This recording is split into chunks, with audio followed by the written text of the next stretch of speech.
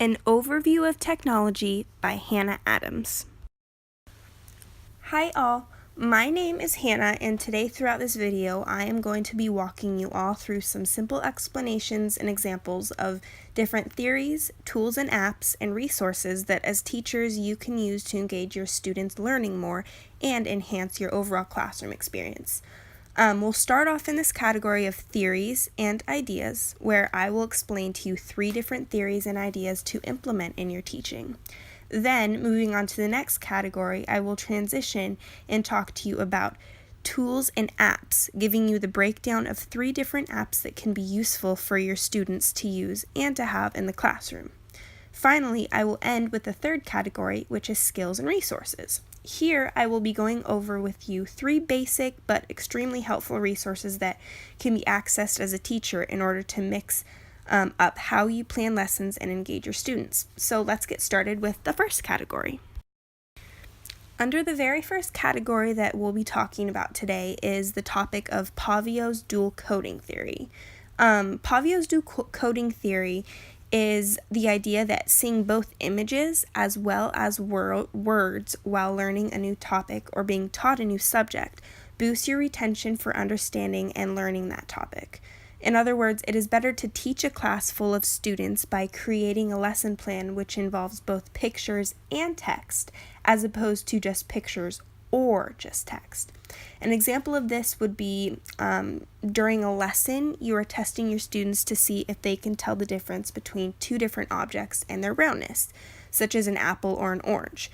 You ask them to indicate which member of the pair is rounder, but instead of just showing the examples using only words or pictures, you present the content to them using both words and pictures. By doing this, recall and recognition is enhanced, and the information is processed better because it is presented both visually and verbally. You can use this in your classroom with all the lessons that you teach to your students and really enhance and reinforce their learning and development, or you can just do it with some. It's really up to you as the teacher and how you gauge how your students are learning the best way. So leave it up to you. But images plus text equals magic on the brain.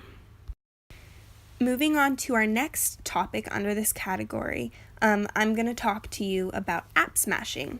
And app smashing is the idea to utilize multiple apps on your device in order to create and complete a much bigger overall project and have your students showcase their skills. Using app smashing in your classroom can provide your students with creative and inspired ways to showcase their learning and allow you to assess their understanding and skills. Using this technique in your classroom would look something along the lines of having you assign your students a project where they have to create a digital story based off of a short story that they have already written about on paper.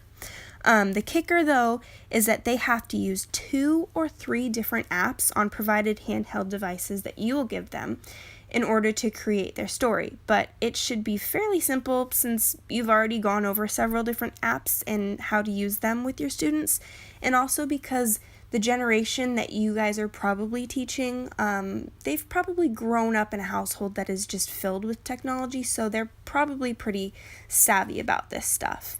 A successful completed assignment of this regard would look something like using a combination of iMovie, Puppet Pals, and BrainPop to create their story. This is a helpful technique to use in the classroom, especially if you are wanting to expand and test the boundaries of your students in terms of what they know how to do and how far they are willing to take an assignment.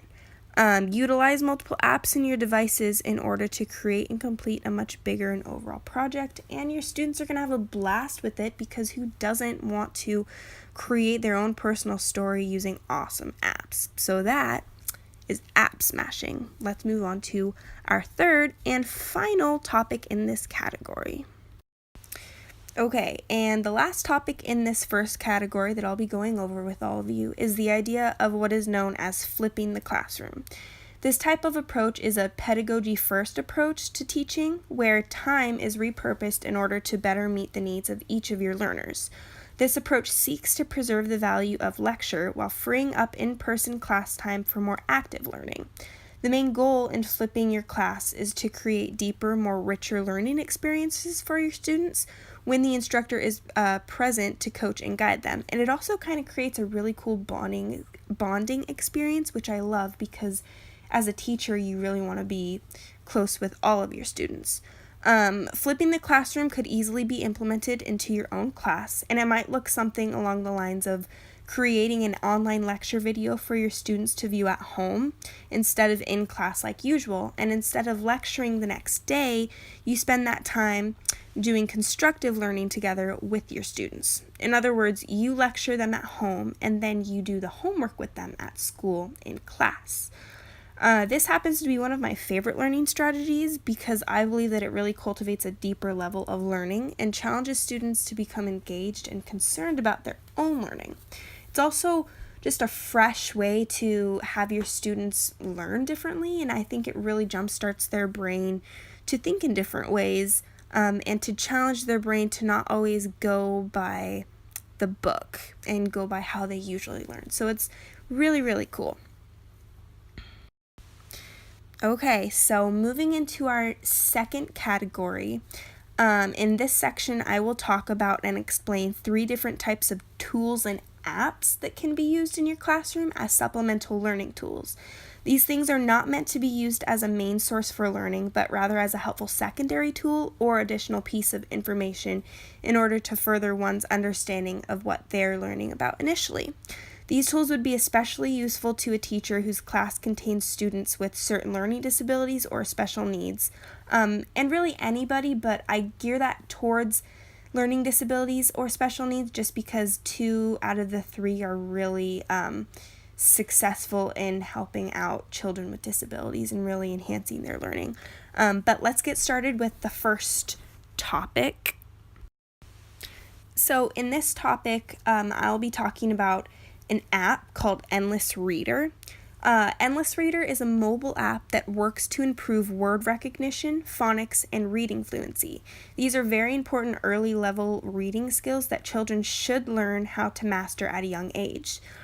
Within this app, its main focus, I believe, is on supporting and strengthening 3 of the most important aspects of a child's development, which are focus, working memory, and reading. This is also why I think it would be quite useful when working with a child of specific needs or one with certain disabilities. Because the letter sounds and sentences are made audible by the Endless Reader characters, users can follow along picking up on the sounds by playing the first few letter activities over and over. Users should eventually be able to mimic the sounds each letter makes. More importantly than simply mimicking the sounds during playing this app is applying them within the context of words and sounds, a task practiced within the app's sentence mode. The app is well suited for users who have not entered grade school or who struggle with reading. This would be an app that I would definitely utilize in the classroom and make available on all of my devices as an educational game.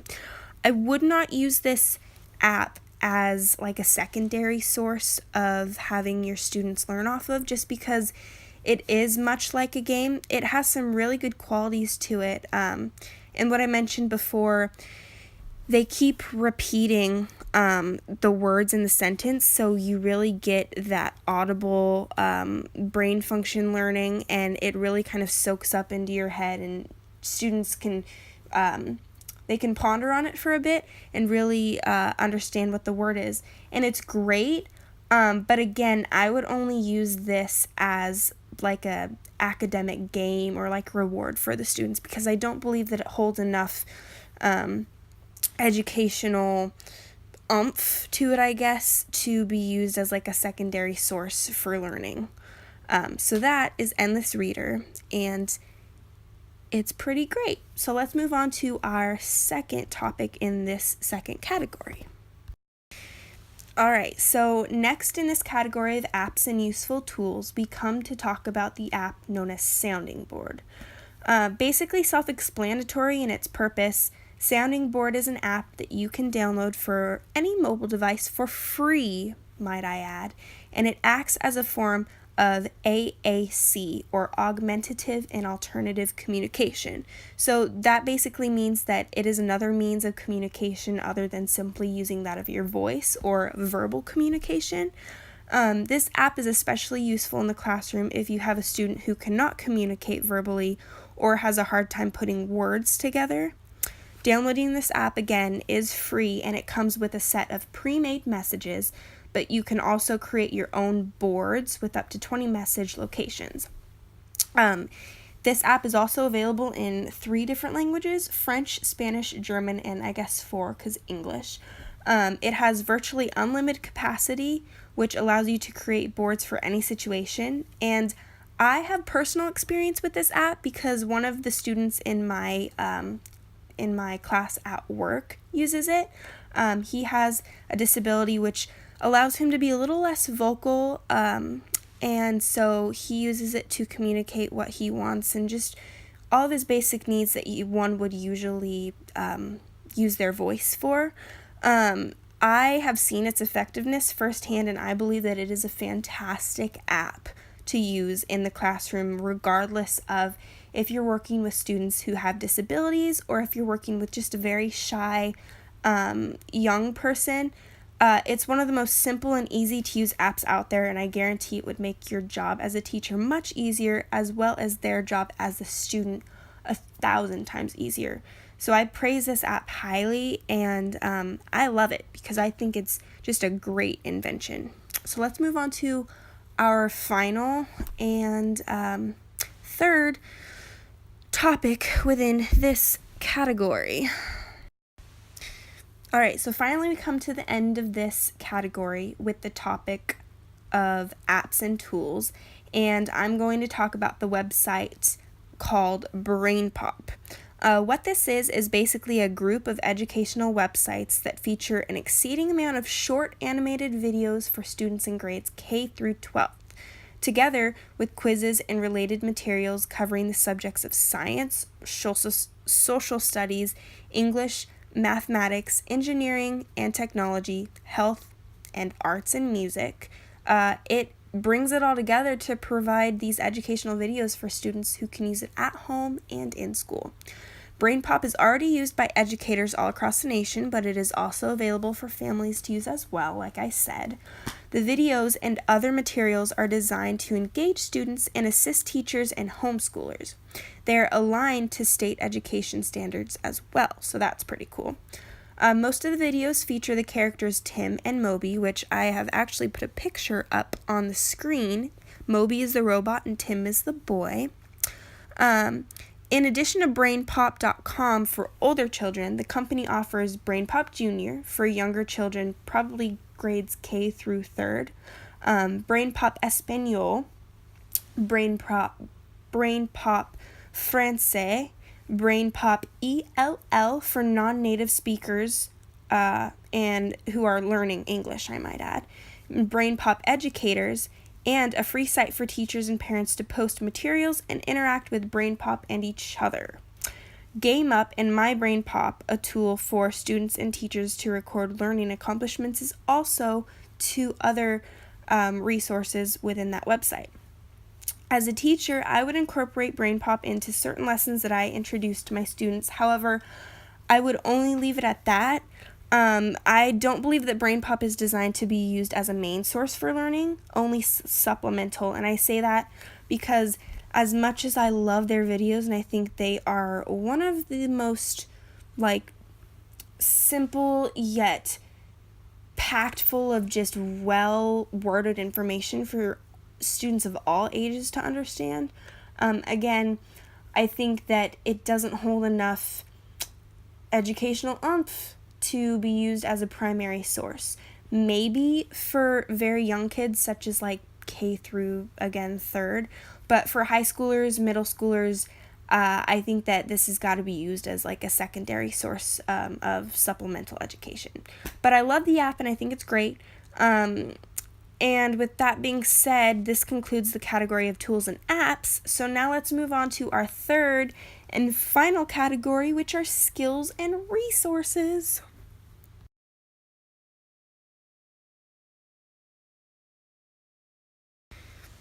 Okay, so moving on to our third category and our third topic, we come to skills and resources and to talk about the website Khan Academy. Above all else, Khan Academy is perhaps one of the most popular resources used by teachers and by homeschooling parents who wish to provide for their students an additional resource of help. What Khan Academy is a nonprofit organization created in 2006 with the goal of creating a set of online tools that help educate students. This organization produces short lessons on multiple different subjects in the form of YouTube videos. Its website also includes additional supplemental practice exercises and materials for educators. The website and its contents are available mainly in English, but the content is also available in 11 other different languages. Those languages include Spanish, Portuguese, Hebrew, Italian, Russian, Chinese, Turkish, French, Bengali, Hindi, and German. Khan Academy's website aims to provide a personalized learning experience.